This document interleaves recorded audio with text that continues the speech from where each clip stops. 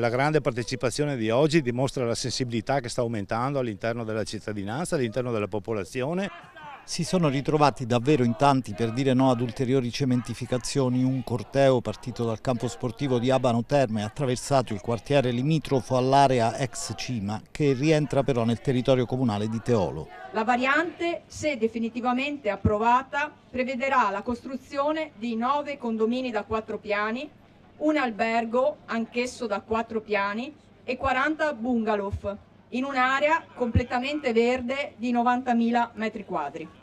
Il Comune sostiene si sia trattato di una scelta obbligata in virtù di delibere antecedenti l'istituzione del Parco dei Colli Euganei, ma giuristi come il professor Maurizio Malo hanno inviato una petizione al Presidente della Repubblica citando la Corte Costituzionale.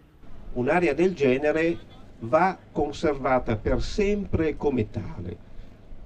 Questo non significa che non si possano realizzare anche delle opere all'interno dell'area, ma devono essere delle opere assolutamente compatibili con la qualità di quell'area, che è una qualità, una qualificazione naturale. Ieri pomeriggio si è riunito il Consiglio Comunale di Teolo e l'ex vice sindaco ha dichiarato: ma cosa volete? Siamo ai confini con 2 zone industriali di Abano e Montegrotto, quindi non è un problema cementificare qua. Questa è la sensibilità di chi votiamo.